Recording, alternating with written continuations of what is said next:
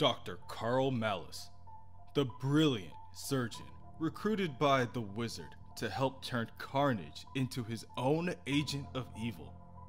What Carl didn't know is that the wizard himself might be losing his mind. And now, he's determined to transfer the symbiote into someone whose mind he can control. So, strike the word brilliant from his title, because he just got suckered into becoming a human guinea pig. The doctor's screams in pain become distorted as the viscous red sludge covers his body. Yes, it's working, Wizard cheers. Unleash him and let me at him. Claw releases their creation from his bindings and Malice leaps up and shoots his arm out like a pincer and shatters Claw's sonic converter. Dr. Malice follows up with a lunging kick to the wizard's chest. The wizard's helmet flies off his head as he flies across the room. Carnage tells the two that they will suffer. They will regret what they've done. Dr. Malice slices horizontally and cuts Claw in half. Claw's torso falls to the floor with a thump and a bright red energy radiates out his open wound. Ulysses' Claw is a being composed purely of psionically solidified sound. Contact with his body causes the symbiote on Dr. Malice's right hand to worm about. Meanwhile, Claw's skin from his torso stretches out to connect with his lower half, and he tells the doctor, "Cutting into sound is the same as getting blasted by it, you stupid symbiote. Plus, I can heal myself." Claw counters Dr. Malice and quickly crawls over to throw the wizard his helmet. Dr. Malice swipes to grab it out of the air and barely misses. Instantly, he jets forward at the wizard to stop him before he can activate his mental abilities. "Not this time," the wizard says, assuredly, as he snatches the helmet out of the air. "You can't hide from the wizard, Malice. I can get into every nook and cranny of your mind. I know your thoughts, your secrets." Really? Amanda Bynes? Dr. Malice screams in pain, and the symbiote goes mad as the three voices in his head fight for control. There is so much anger, he can't focus. "Give in to me." The thoughts aren't even his anymore. The wizard, the symbiote, him, all competing to become Superior Carnage.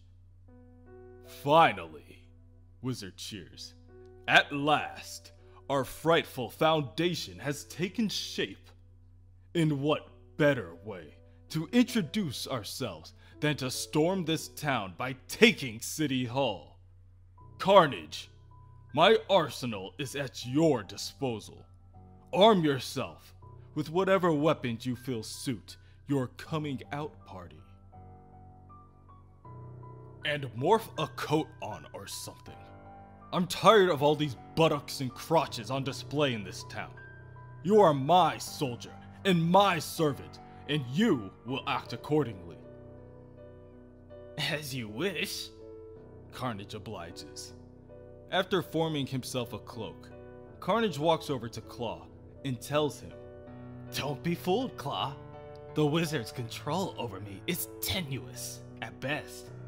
I'm forced to obey his hypnotic suggestion, but if his mind slips, even the tiniest bit, the symbiote will prevail, and then anything goes." Carnage leaves to pick out weapons from the armory, and Claw approaches the wizard, telling him, "We have to fix my arm." Later, after the wizard finishes with the repairs, Claw examines his arm. "It doesn't feel right. Are you sure You know what you're doing. Wizard. Huh? Oh, yes. I was concentrating. Claw looks the wizard in his eyes and says, "We need to talk, Bentley. There are stories that Black Bolt might have done something to your brain. That wouldn't be a lie, my friend. But what he did was give me clarity. My brain is coming alive. Claw, I know they say it's a tumor, but it's more like an awareness spreading across it. A clarity I've lacked for so long. You should have told me. How do we know you'll make it to the end of this mission? How do we know you have the means to repair my arm properly?" "We don't. But my boy is only 12, Claw. The wizard, he knows, has been a joke. A lackey for groups like AIM and Intelligentsia. If I can just pull this off, just sit in the mayor's chair and claim this city as my own, I will have at least shown him who his father truly is. But I need your help." The sound of clanking metal interrupts their conversation. The two look up, and Carnage is standing there with a gun in each hand and two strapped on his back, stating that he couldn't decide, so he took everything. "Excellent. Now, we just need one more thing to fall into place, and we can finally take down that Johnny Storm once and for all." Carnage sneers. "You mean J. Jonah Jameson?" "Huh? Yes, of course. First things first. I mean, that'll be my next plan. I was merely..." "Wizard," Claw calls out, "your son will not see you as mayor. He will see you as the ruler of the world. We will merely start with City Hall." "Thank you. Just promise me that when this is all over, we come back here and fix my arm properly." The wizard pulls out a detonator and activates the hidden explosives in the hideout. "Oh, my dear boy, I won't be coming back." Within City Hall, Mayor J. Jonah Jameson is bringing in new staff in order to help solidify his footprint in history.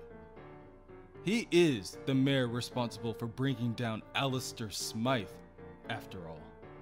His current project is finishing up the 2nd Avenue subway. Sooner than later. He needs something to distract the people at the polls. Suddenly, in the middle of their delegation, a bright red subway car, composed entirely of solidified sound, blasts through the wall of the building. People jump out of the way to safety as the subway tears through the ground. The mayor's security detail draw their pistols and create a wall around Jameson before attempting to escort him to the safety of his office. Claw phases out the side of the train car and begins to shoot everyone in the area with concussive bursts of sonic waves. When the area clears, the wizard emerges. The Frightful Four train is now in service. The security scans the area in search of the other members of the villain's gang, but they are nowhere to be found.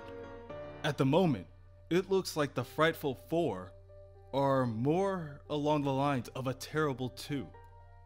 "Don't strain your eyes too hard," the wizard tells them as Carnage jumps on top of the train car. "I combined the remaining two into one." Carnage begins to fire his pistol into the air and ignites the flamethrower strapped to his wrist as he cackles with glee. "Welcome to hell, New York!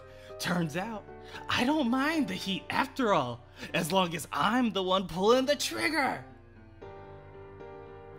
Carnage continues to laugh as he burns the innocent people running for cover. Ah, Cletus Cassidy was a fool, wasting so much time on chaos. He lifts a pistol and shoots down a scared civilian. When you can accomplish so much more with a little focus. Carnage kills everyone in sight in order to give Claw time to break down an armored blockade, walling them out of Jameson's office. Amidst the chaos, the symbiote begins to revert. Besides precise attacks, Carnage starts choking a woman to death with his tongue. Claw calls out to the wizard, telling him Carnage is morphing back to his original form. He scans the area and sees the wizard waving around helplessly within a crowd of fleeing people. "Claw!" he yells. "Help me! I don't know where I am!" Claw jumps across the room and lands right in front of the wizard before looking down and calmly telling him, "We're attacking City Hall. You're doing it. You're doing it." Yes, I remember. The wizard follows up by using his gauntlets to blast a hole in a nearby wall and sprints through. "I'm coming for you, Jameson. This city will be mine. The wizard has returned." Claw goes to follow, but Carnage pulls him aside, stating that what the wizard just experienced wasn't just a slip-up. He can feel the wizard's control over him becoming weaker. He will listen for now, but Claw better watch his back. The two catch up to the wizard, and he already has 2 security officers hanging in the air. "These men didn't believe me when I said the wizard was able to harness the destructive power of Carnage. Tell them who you answer to." "You, my master." Carnage complies. "Did you catch that? Now, show them what I can make you do." Carnage slashes at the 2 men, cutting them apart and spraying blood everywhere. "I meant blow the door down," the wizard scowls. "Oh," Carnage says as he lifts a weapon and begins to fire at the door to the mayor's office. Force of habit. Bullets fly and break down the wooden door. The wizard steps in. "Your term is up, Jameson. There's a new mayor in town." To the wizard's surprise, Jameson is nowhere to be seen. Just 2 armed spiderlings and Spider-Man sitting with his feet kicked up on the mayor's desk, telling him, "You know why they say you can't fight City Hall? 'Cause City Hall fights back."